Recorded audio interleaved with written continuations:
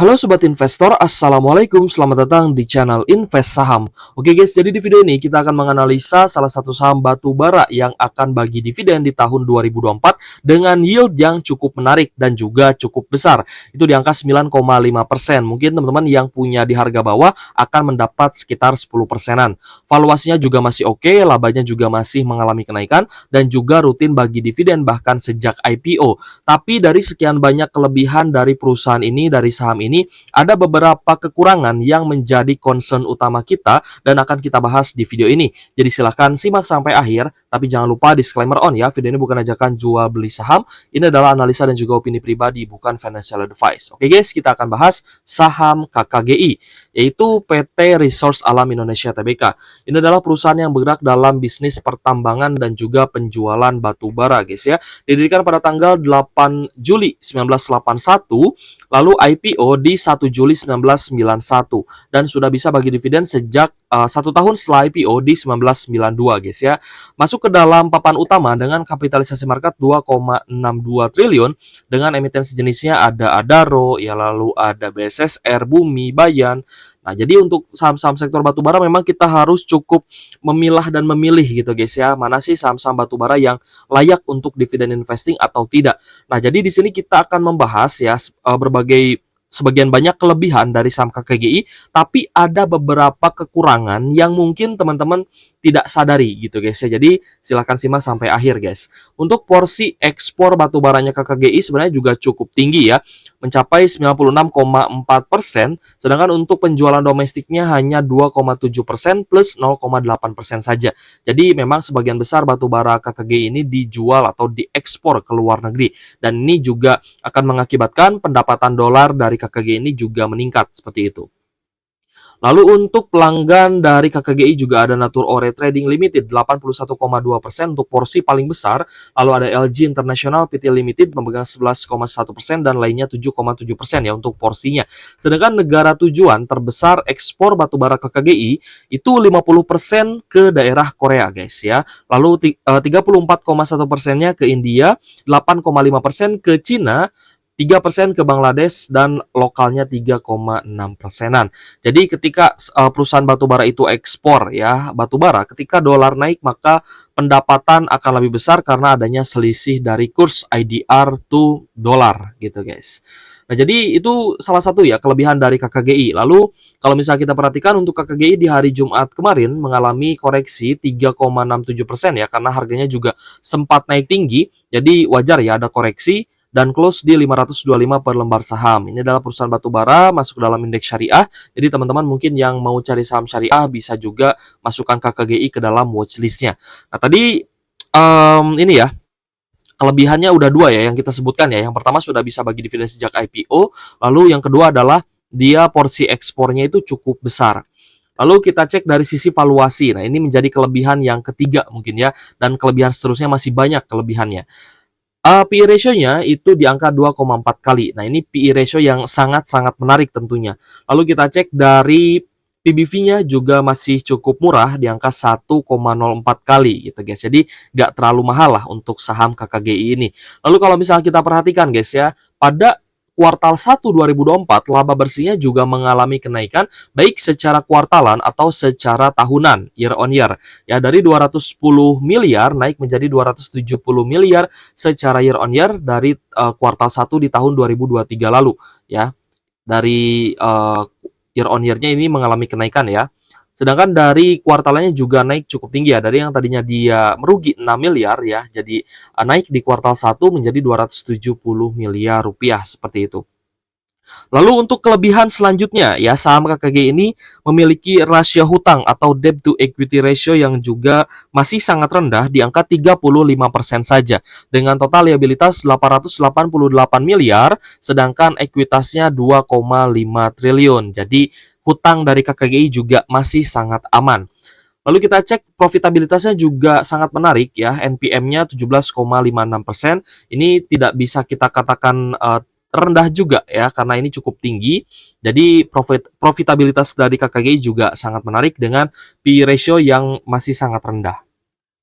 Lalu pembagian dividen juga rutin ya guys ya, meskipun di tahun 2023 lalu dividen yield-nya hanya 4,6% saja.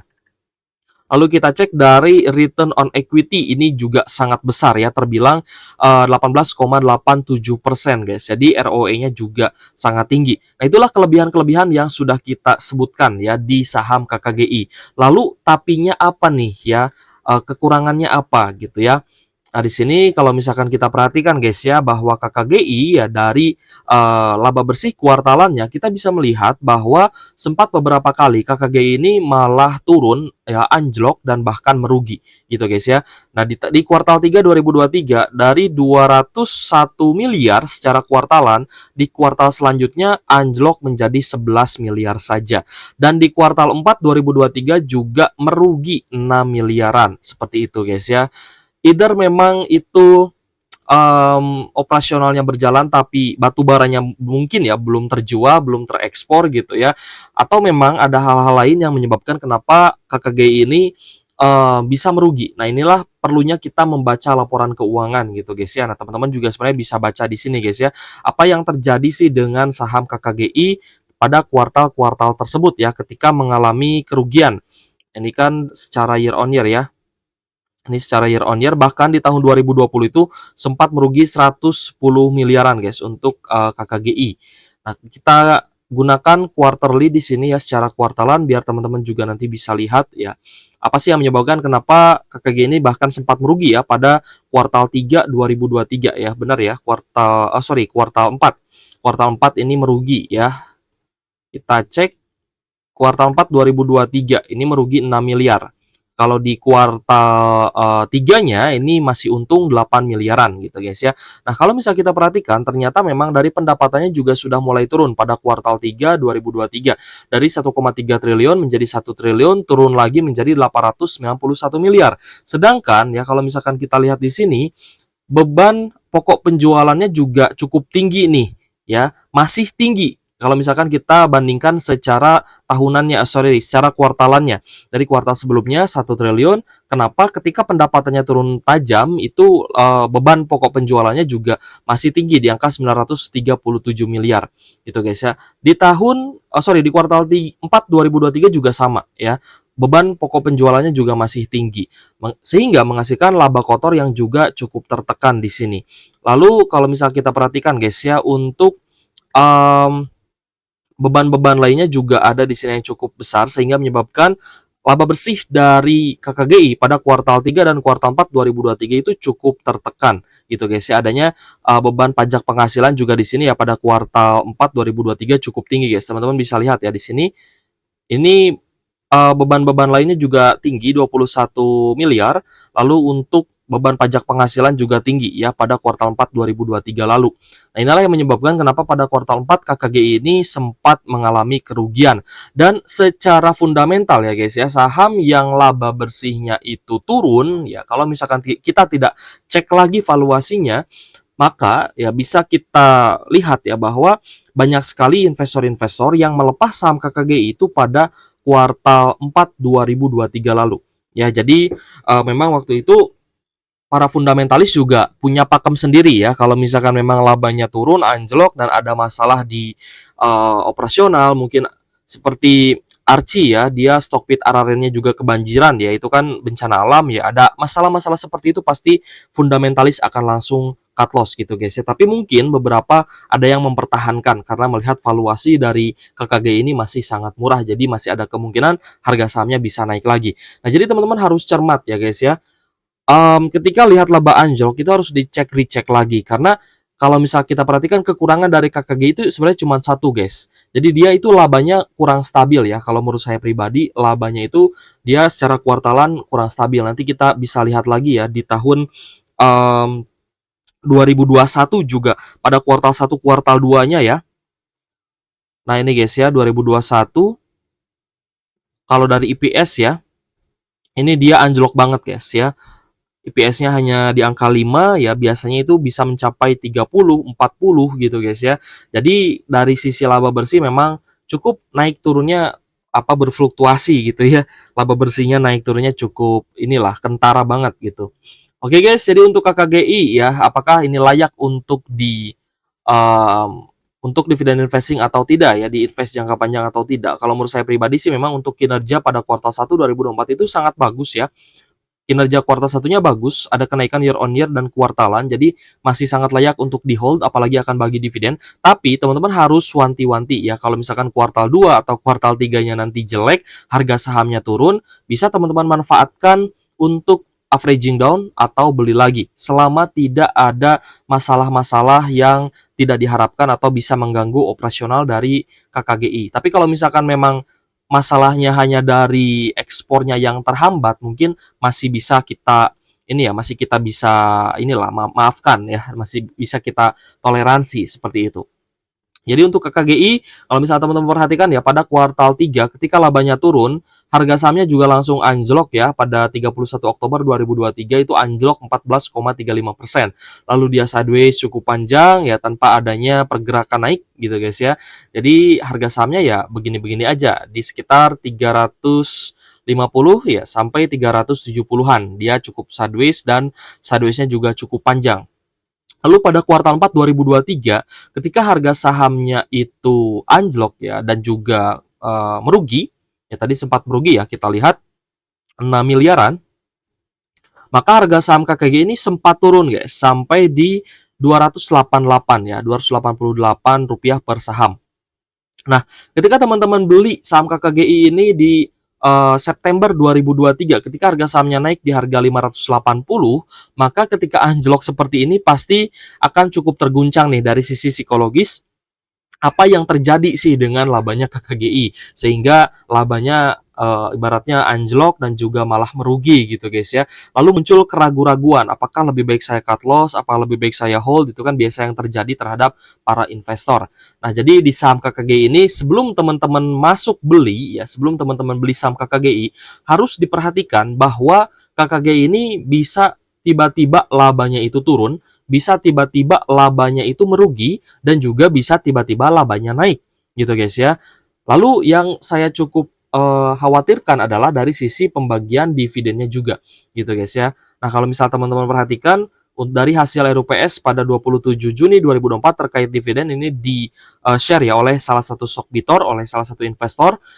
Date-nya pada 5 Juli 2024, ex-date di 8 Juli 2024 dengan dividen Rp50 per lembar saham, dan DPR-nya juga naik ya guys ya, 60%-an gitu. Kalau misalkan kita lihat sih memang sekitar 62%-an lah untuk DPR-nya dari saham KKGI dengan IPS di angka Rp80 per lembar saham ya pada tutup buku tahun 2023.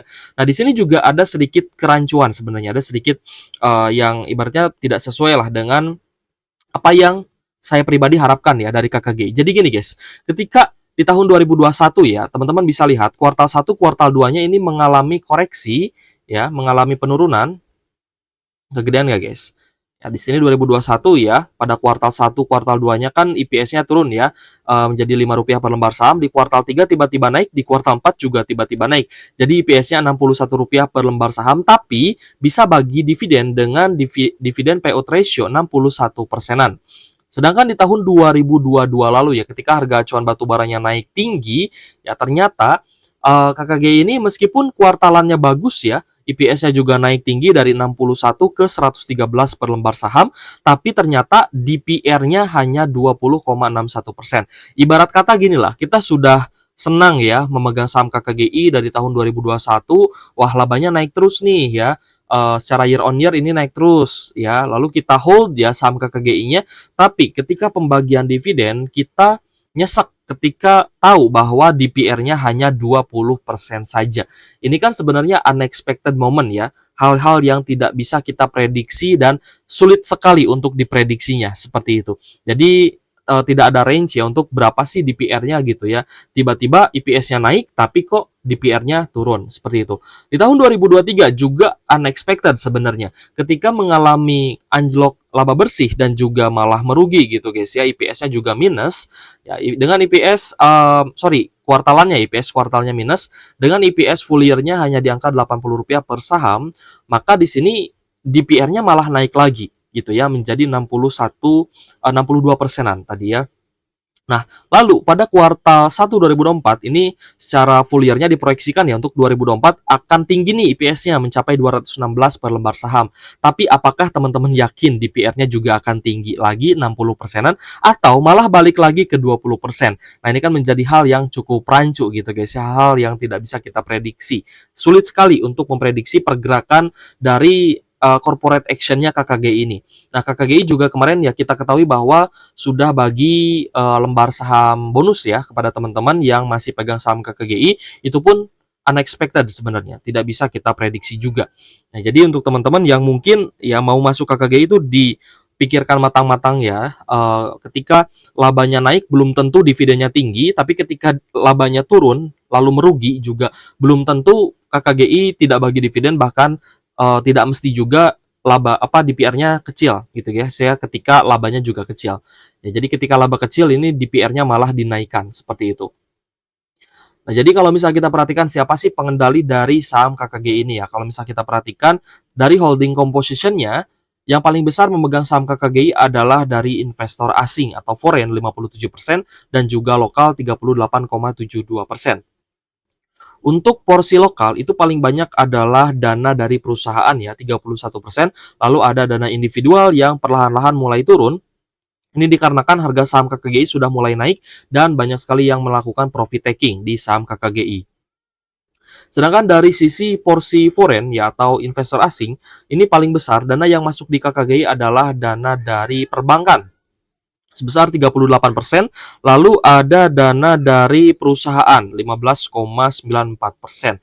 Ya, kalau misalnya kita cek dari shareholders-nya, MSIP Energy Collier Private Limited ini memegang porsi yang paling besar ya, 36,91%. Tapi pengendalinya tetap PT Sejahtera Jaya Cita dengan porsi kepemilikan 27,68%, untuk porsi masyarakatnya 14% saja. Nah, di sini porsi masyarakatnya sebenarnya cukup kecil ya, dan tadi kita lihat juga memang ada sedikit penurunan nih untuk investor individualnya. Kemungkinan banyak sekali teman-teman yang sudah profit taking ya di saham KKGI itu di harga 500-an tentunya ya. Kemarin kan sempat naik ya sampai 555 dan kemungkinan banyak yang profit taking juga nih. Jadi harga sahamnya juga sempat anjlok ya di hari Jumat kemarin seperti itu.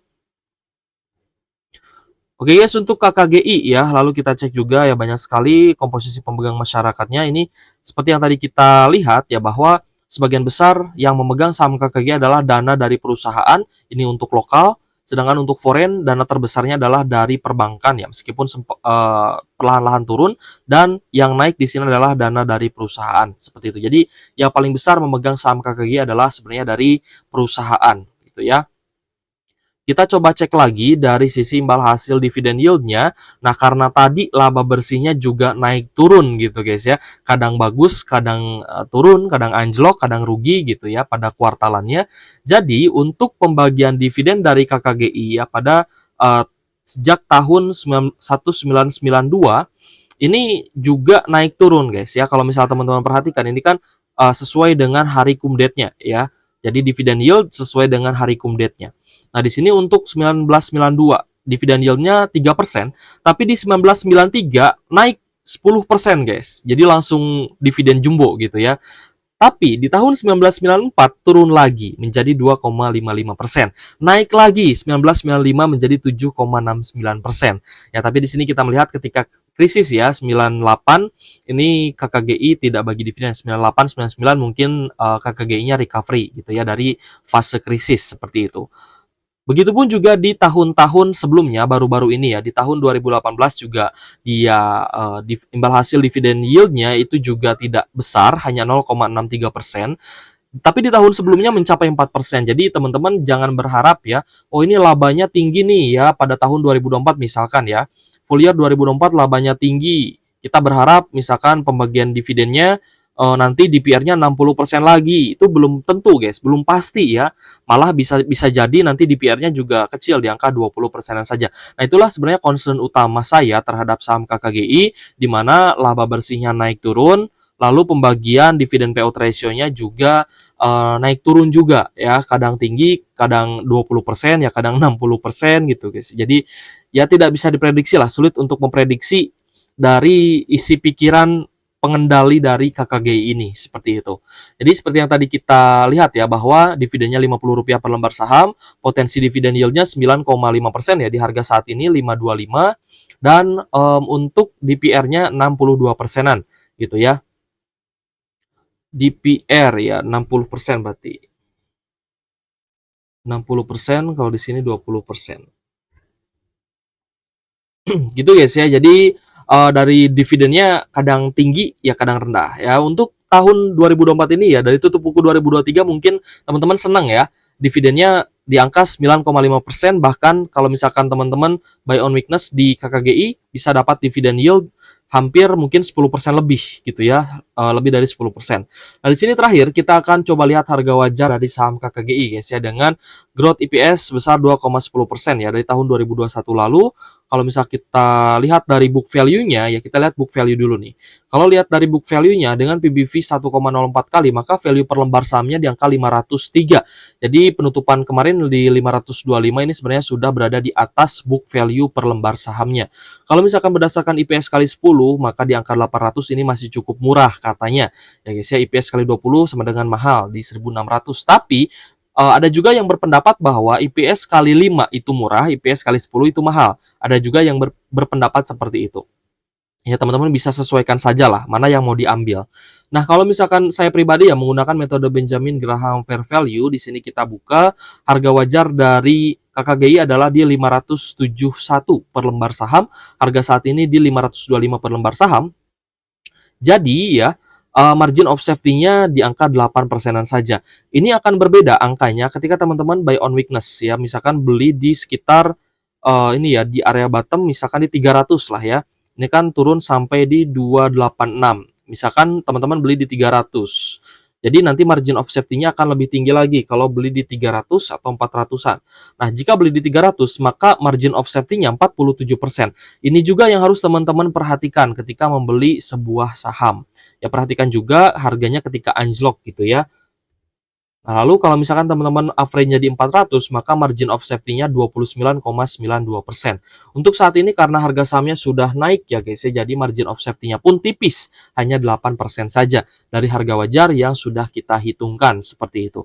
Oke guys, mungkin cukup sekian guys ya. Bagaimana pro dan juga kontra ya terhadap saham KKG ini, bagaimana sih kekurangan dan kelebihannya sudah kita bahas di video ini. Silahkan teman-teman analisa lagi ya, dan juga sesuaikan dengan style investasinya masing-masing. Karena kembali lagi disclaimer on, ini bukan ajakan jual beli saham.